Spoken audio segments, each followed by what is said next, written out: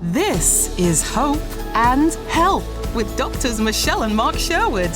Insights and interviews with a dose of straight talk to help you enjoy optimal health in all areas of life.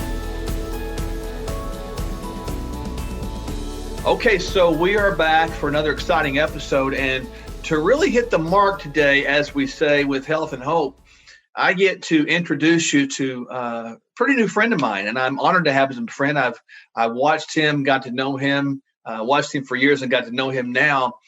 PGA Tour professional for 2 decades, Bo Van Pelt. So, Bo, welcome to the show, man. I appreciate you doing this. Hey, thanks, Doc. I appreciate you having me on. So, go back, and for people that are not familiar with you, you're kind of a native guy here to my home state of Oklahoma. Talk about your college career, where that was, and then kind of your highlights there, and then the PGA Tour, 20 years. Talk about some of that. Yeah, so I grew up in a little town in Indiana and was lucky enough to have an opportunity to play at Oklahoma State University, which it was a dream of mine to come true. Kind of an iconic program. We were ranked number one pretty much the whole time I was there, and so it was definitely amazing to be part of that program. And it was tough when I first got there. I was definitely the low man on the roster, and so I kind of had to work my way up. But had some success and graduated there in 1998. Met my wife there. She's a Tulsa native, and so we got married pretty much right out of school. And I've been in Tulsa now longer than I've lived anywhere. I've been here 21 years. And Tulsa's really embraced us and been great for our family.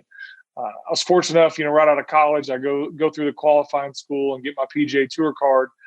But my game wasn't ready. It didn't take me long to realize that I had some work to do. So definitely had some struggles those first couple of years. I kind of bounced back and forth between the PGA Tour and what's now known as the Korn Ferry Tour, kind of the AAA, I guess, of the analogy to baseball. So I did that for 3 or 4 years and kind of started in 2003. Kind of was a steady performer on the PGA Tour and had some good years. I guess some highlights. It took me a few years, but finally won a tournament on the PGA Tour in 2009. Won some tournaments around the world in Australia and Malaysia. I think kind of my peak was I got to the top 20 in the world for a couple of years. So yeah, I was very fortunate, man, for a kid from a small town like in Indiana. I mean, to get on the PGA Tour 1 year, man, I felt like the luckiest guy in the world. So to have the career that I've had up to this point, definitely feel lucky. Well, looking back on it, small town boy Indiana gets to go to the iconic Oklahoma State Cowboy program, and you show up there. You're obviously talented in high school, and you get there and you see now everybody there was talented in high school. Was that a culture shock for you? It was tough. I think, being 800 miles away from home, not having that support, new weather, new type of grass, trying to get used to everything, the intimidation of being around guys that you looked up to, that you read about, and you think that self-doubt, like, am I as good as these guys? Yeah. And it took me a couple years to work through that. And it was definitely a challenge. For any of your listeners that have kids that are going to college and stuff like that, I mean, just know that's a good possibility that your kids are going to be going through something like that. Just kind of love on them, support them. I had my parents had been recently divorced when I got to college, like my senior year of high school, but they were great. I don't know if I would have handled it as well because I had some ups and downs in college, and they just kind of loved on me and supported me and were there through that. And I kind of got the ship righted towards the end and started doing better in school, and my golf got better kind of the last 2 years. Well, when you talk about self-doubt, I think that's a key element that people can have in any walk of life. 2 questions along those lines. Number one, did it ever occur to you to quit? And number 2, obviously you didn't. And number 2, how did you fight through the self-doubt? What is a couple of keys that really got you through? Well, actually, funny story. We won't have time to get all the way into it, but I actually did quit at one time in college. I never thought I was going to play golf again. I kind of got burnt out. So I stepped away from the game for a couple months and came back. But, when I came back, I knew that I loved the game and I knew that, hey, this is what I want to do. So it kind of reignited my passion. So then it was a lot easier for me to kind of reignite the work ethic that had gotten me there in the first place. And I think the biggest thing is, I think, falling in love with the work, falling in love. And that was what I loved as a kid. Like my dad used to take my clubs away from me because I practiced so much, and told me to just go be a kid for the day, and nobody ever had to tell me to go practice. Like, I did plenty of that. So I think that was the thing that it builds my confidence. The harder I work, the more I feel prepared. Then when it's time on Thursday, when they hand you that scorecard, I get more relaxed because I know I'm in the right spot. I know I'm prepared to go do what I do. Now, when you were in college and you talk about working through self-doubt, and you mentioned a few moments ago that when you got on the PGA Tour, my game wasn't ready. Did that same self-doubt or anything similar creep back in there again and think, oh boy, where am I at now? What am I doing? Did that revisit you at all?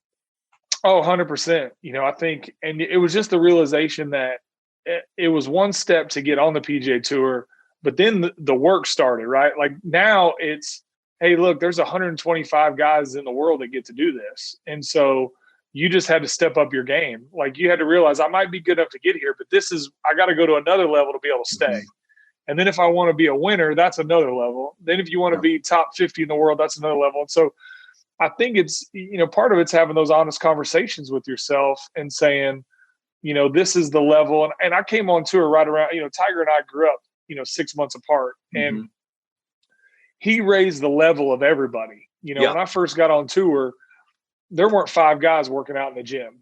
Well, now you can't find 5 guys that don't work out. And so I think he just has increased the level of what it means to be a professional golfer.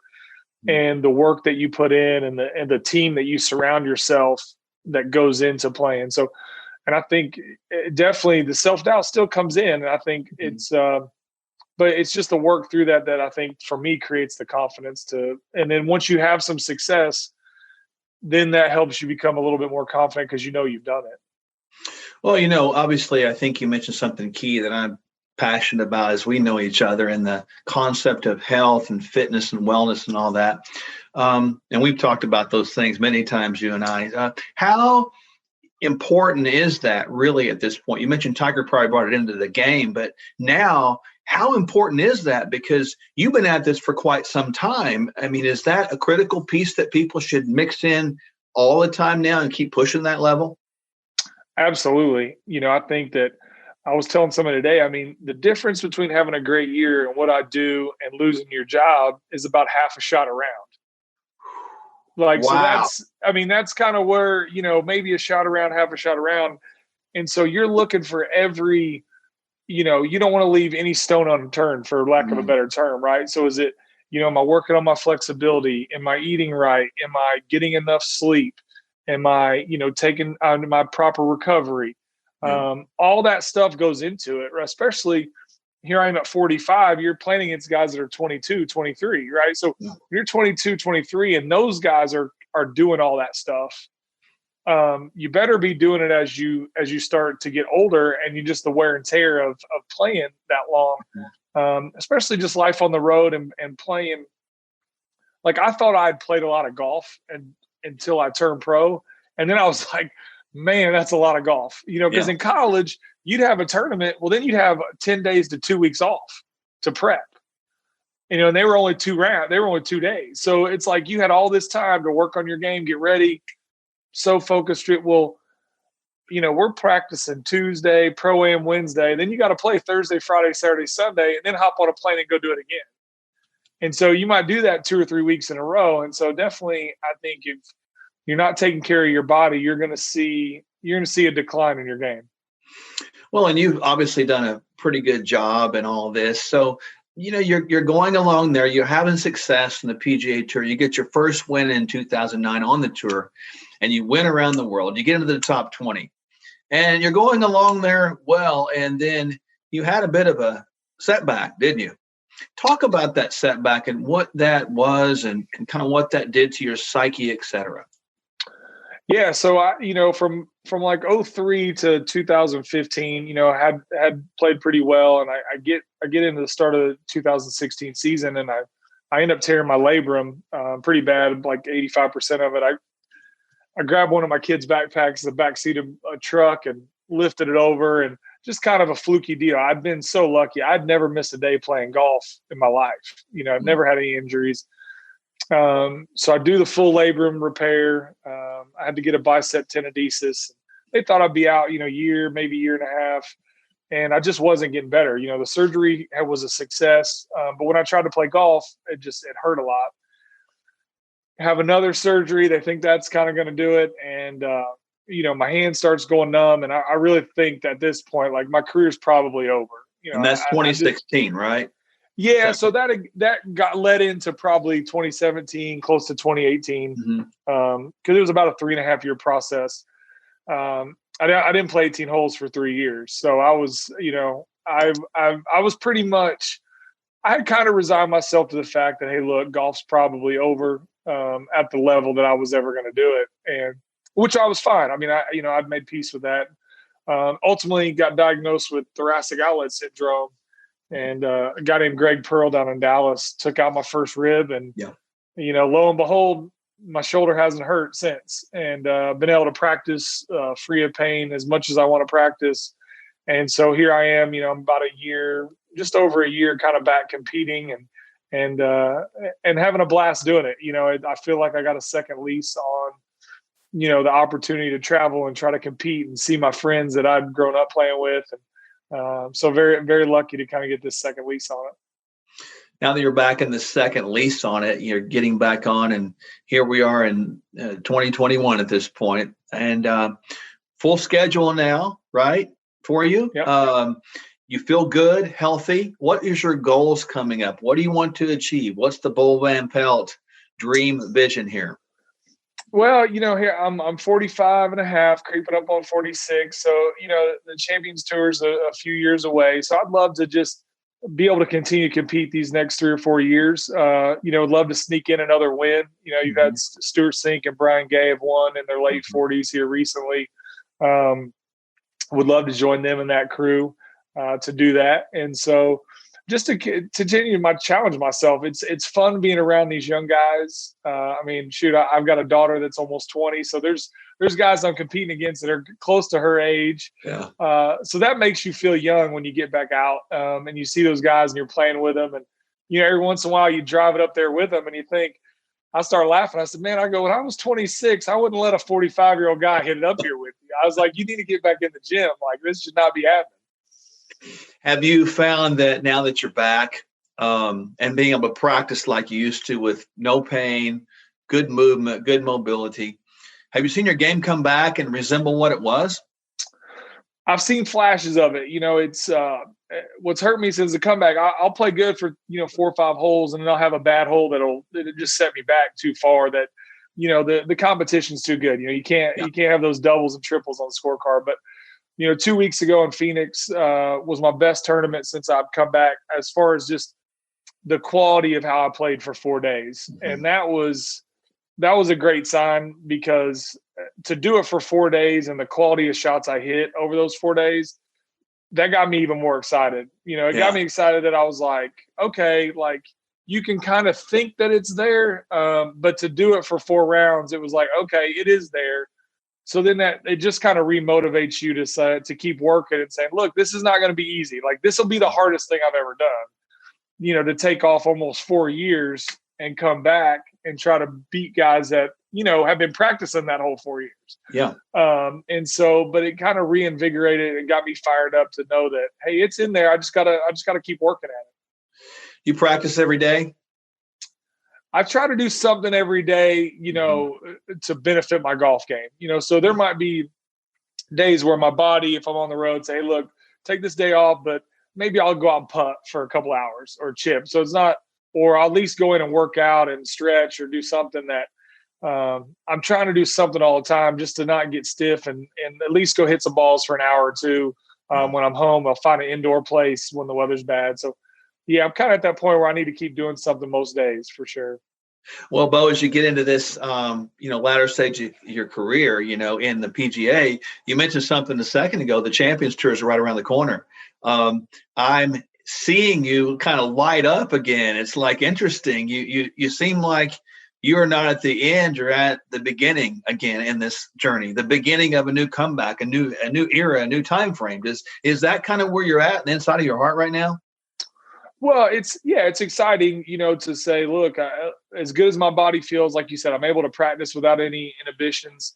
You talk to guys that like, it's fun being the rookie again. I mean, those guys play well, but as far as my family situation, we'll be basically empty nesters when I turn 50. So it'll give my wife and I something to go do and be around old friends that have kind of moved on to the Champions Tour. So, as long as I stay healthy and can compete, I'm definitely looking forward to it. Hopefully play well these next couple of years on the tour and then lead into having some fun out there with the guys that are over 50.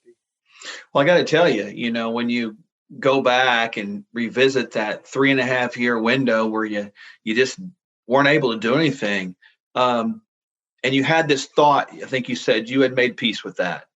Did you ever think about what else you may do at some point? Because this has been your life.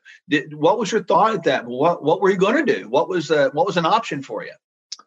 It was fun. It was definitely a blessing in disguise. I got to be around my daughter all the way through high school. I got to coach my boys' sports teams, which, had I not ever gotten injured, I would never had the opportunity to do. And those are memories that we will all have forever. And so it was a lot of fun, and I wouldn't really trade it for anything.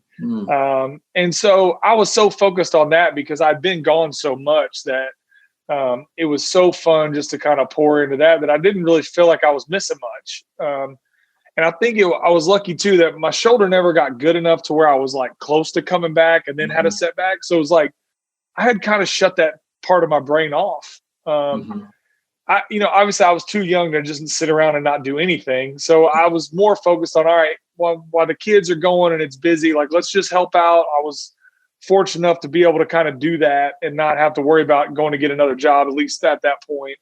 But I don't know what I would have done. I would have definitely tried to work for myself. I think I'd been an independent contractor for a long time. It would have been hard to have a boss too much telling me what time I had to be somewhere or whatever. But who knows? I mean, my resume is not real strong. It had just a lot of golf on it. So not a lot of employers there, sir. Yeah, exactly. What have you been doing all these years? Like, that's not a great employment history. That's funny. When you got back on the PGA Tour after the absence, what was the reception like? I mean, these people obviously that you've grown up with and you spent the better part of a decade and a half with or more, and I thought you were gone. Where did you come back? What was that like? And what was some of the reaction, maybe the responses, maybe the comments that you received? Oh, I got a lot of that. It was quite comical. It was guys kind of give you the double take, like, I never thought I'd see you again. A lot of people didn't even know I got hurt. They literally just thought I said, you know what, I'm done. Like, they literally thought I was just like in the middle of a season and said, you know what, I've had enough. I'm just not going to play anymore. So that was kind of funny to get guys' reactions of that. Guys that I've been friends with a long time. But I think that's the thing with the tour. Like, when you're in that bubble and guys are injured and outside of it, like, you're so focused on what you're doing. Sometimes if it's not a guy that you're really close with, you don't know what happened. And so it's definitely been fun. It's been fun to meet some young guys, like guys that, you see their names and get to play with them, and just meet some of the new blood that's on the PGA Tour. And it's great to see old friends too. It's just laugh and tell stories and kind of reminisce.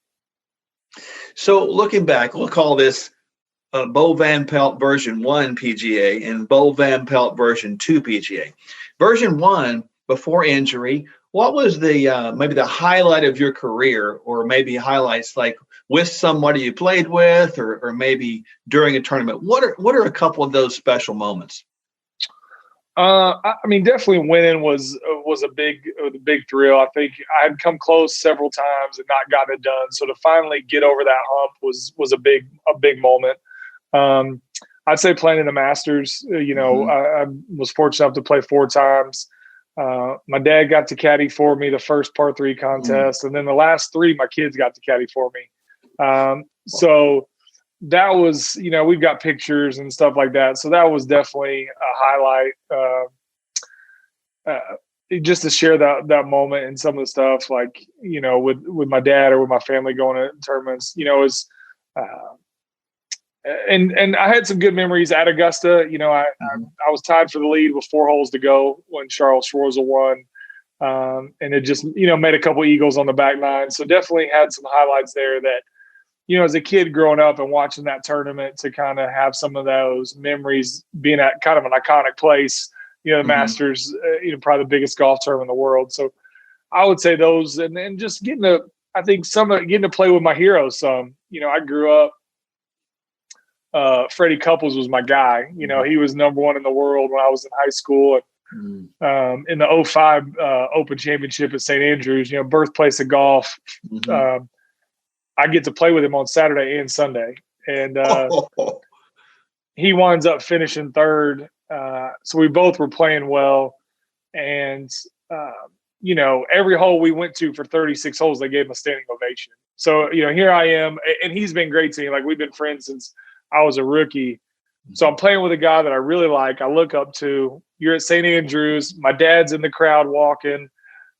He ends up finishing 3rd. I ended up making an eagle on the last hole, drove it on the green about 10 feet, made it. So, like, that was one. Like, like on Friday, my dad and I were standing there and watched Jack Nicklaus make his last putt for birdie at the Open Championship. Like, when I look back on it, it's so ridiculous, all the things that happened in that one week that, it's just I don't sit and think about it very often, but, like, even me talking about it now to you, I kind of remembered a couple things that I'm like, did that really happen? All that stuff in 1 week, So those are, like I said, man, I've been living a dream for a long time.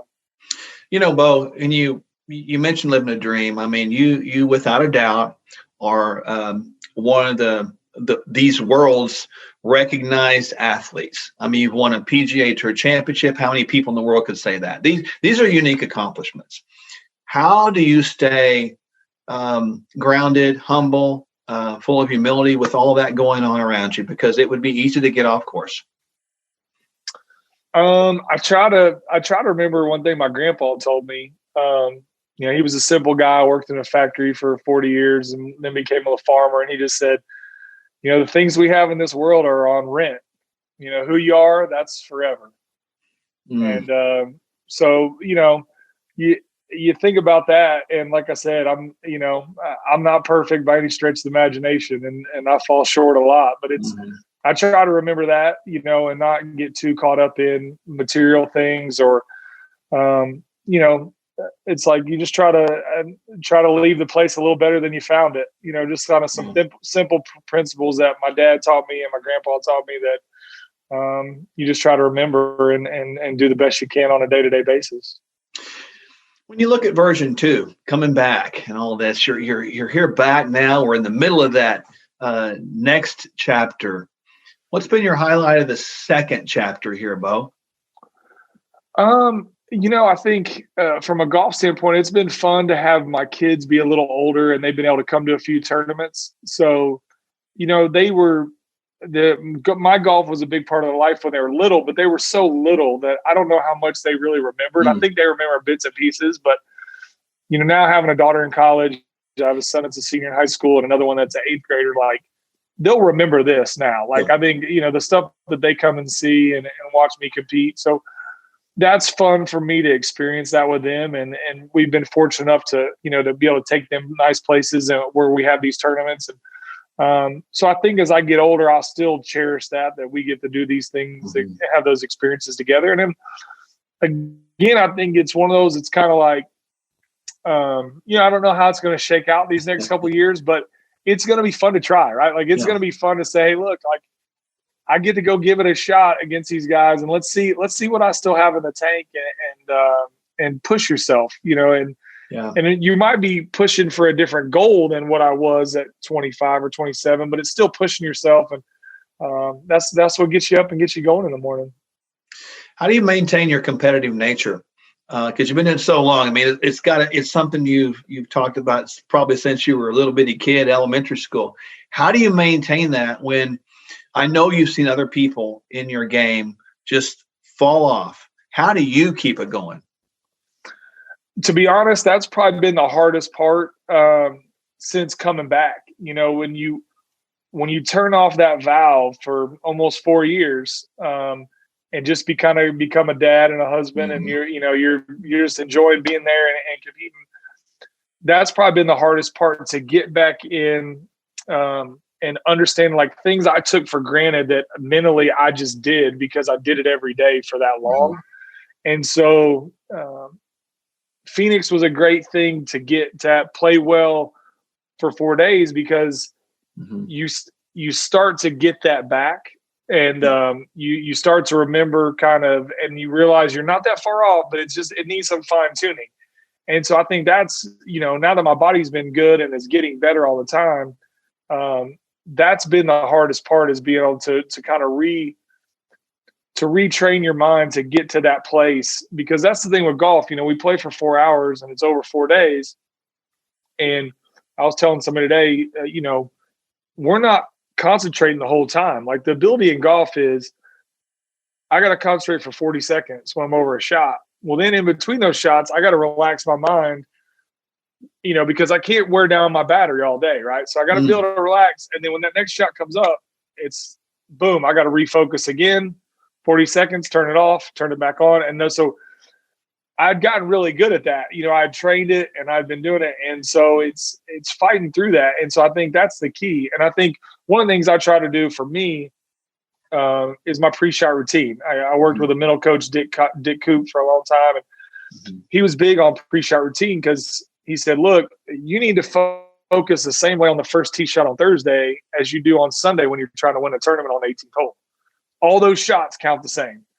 And I think for your listeners, it's no more, it's the same principle as having a daily routine, like things that you do, whether it's I get up and I walk, do I get up and I meditate, do I have a bottle of water, do I work out, do I take my vitamins, I take myself, and can you do that consistently over time? And that becomes part of your routine. And then lo and behold, you look back and go, well, man, I've been having these great results, but the great results didn't happen over time. It was that consistent effort over time. And so to me, that's part of that competitive spirit, and just being consistent in what you're doing. Bo, looking back at your career to this point, any regrets at all? What you've done, what you've been through? Yeah, I mean, there's always things I think you look back on and think you could have done better. I think the one that probably eats at me a little bit, if I'm being honest, is, I had a chance to make the Ryder Cup team a couple times. Like, I barely missed out on it. And I probably knew I wasn't ever going to get picked, because I'd never made a team on my own on the points. But that's the one thing in golf that I basically hadn't done, was make one of those teams. And I played well enough for 3 or 4 years that I should have made one of those teams, to be honest. And I just needed to finish off a couple tournaments, even if I didn't win, but instead of finishing 8th, finish 4th. Yeah. Instead of finishing 12th, finish 7th. And it was within my grasp two or three different times. And to not finish that off, definitely, I would have loved to, represent the United States of America. And so to be part of that. So that's probably the one that still bugs me a little bit. Well, you get to that 4th round, you're playing well, and you're maybe sitting at 15th place, and you got 9 holes to go. You're not going to win. How do you keep your foot on the gas pedal at that point and maintain a rhythm when, the goal is to win? How do you keep going with that in that situation? I think, for golf, it's one of those sports where you definitely lose more than you win, right? Even if you're Tiger Woods, you're going to lose. And so the key is, I think, to make these mini goals. And I think that, whether it be, your mental focus or just in the quality of shots that you want to hit, and make it not outcome oriented, it's more process oriented. And I think that's what keeps you going, is if you can hold yourself to a standard in a process, the outcome you just kind of have to live with. And you just say, hey, look, I did my process as good as I could on every shot. And then I got to be able to live with the result. And, and that's the hard part, right? On Sunday or on Saturday, you're like, oh, I'm not going to win. But And I think in day-to-day life's the same thing, right? Like there's times you have to be able to, I think, focus on a process that you can repeat. And then you have to entrust that the results are going to be good, or I can live with the results because I know that I did the process right. Bo, there's people out there that are looking at you and say, all right, Bo Van Pelt, you've achieved this and that and the other. What words of wisdom do you have out there for two groups of people? First, the young athlete who wants to say, I want to be a professional athlete, whether it be golf, basketball, baseball, football, hockey, whatever. What would you say to them? I'll tell them the same thing my dad told me the day I turned pro. We were sitting in Stillwater, Oklahoma, and he told me, he said, son, just play like you're broke and hungry, and you'll probably never be either one of them. That is really wise. All right. The second person's out here and says, I'm not made out to be a professional athlete, but I want to be extraordinary. I want to repeat some of those habits. I want to have that mindset that you have. What advice would you give them? I would say, don't be afraid to push yourself. You don't want to look back and say, what if? Like, I think that was, for whatever reason, I'm thankful for my parents that never put a ceiling on me. They never said, when I was saying I wanted to play on the PGA Tour when I was a little kid, they said, you're never going to do that. Like, we really didn't talk about golf. We didn't talk about sports. Like, when he came to the house, I was just a kid. Like, golf was my thing. And basically, I could have gone to Oklahoma State and basically walk on, or I could have got a full ride and gone to Indiana. And I knew I wanted to try to play professional. I didn't know if I was good enough, but I said, I don't want to look back when I'm 45 and say, what if? Like, what if I didn't try?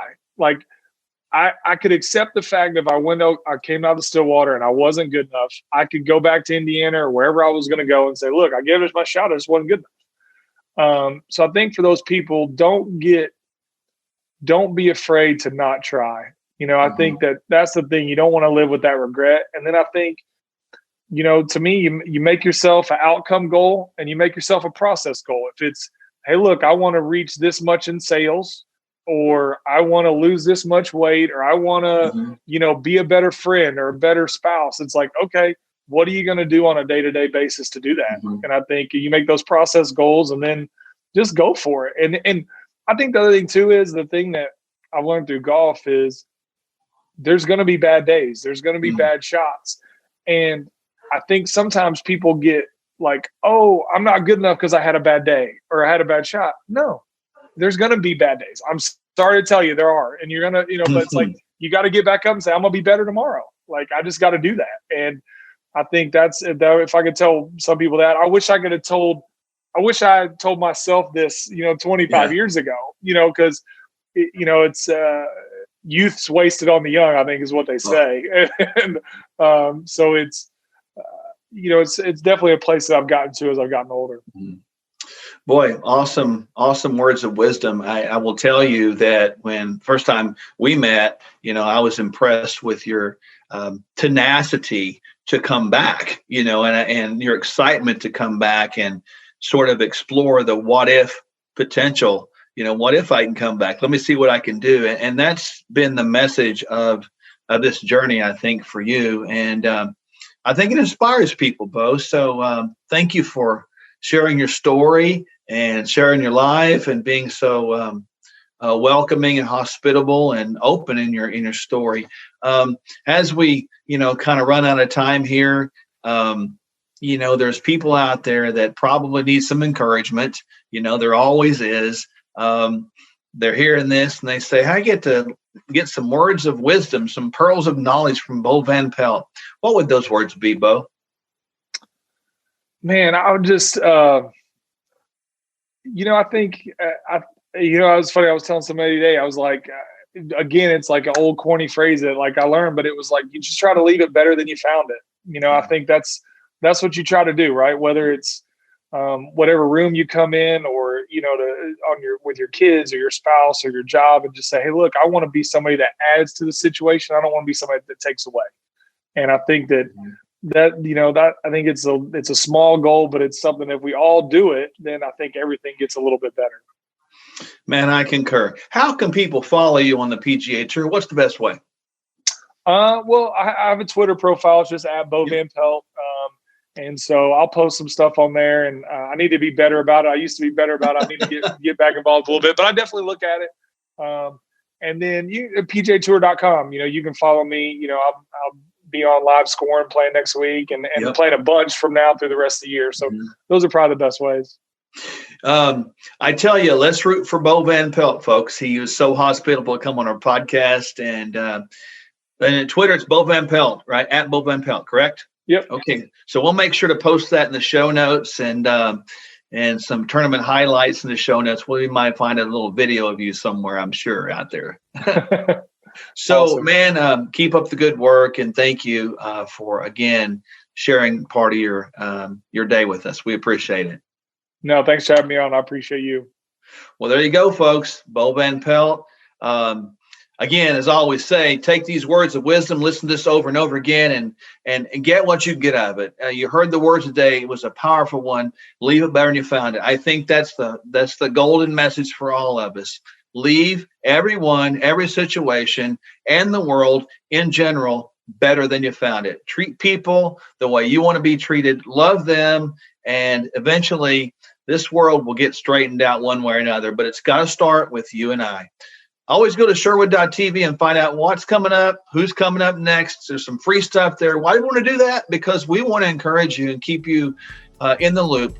People need encouragement. They need hope, and it's our pleasure to do that. We'll look forward to seeing you next episode of Healthcare's Missing Link. Bye for now. Doctors Mark and Michelle Sherwood and their clinic can help you find the hope and health you were created to enjoy. Go to Sherwood.tv for clear, proven ways you can be healthier. Subscribe at Sherwood.tv.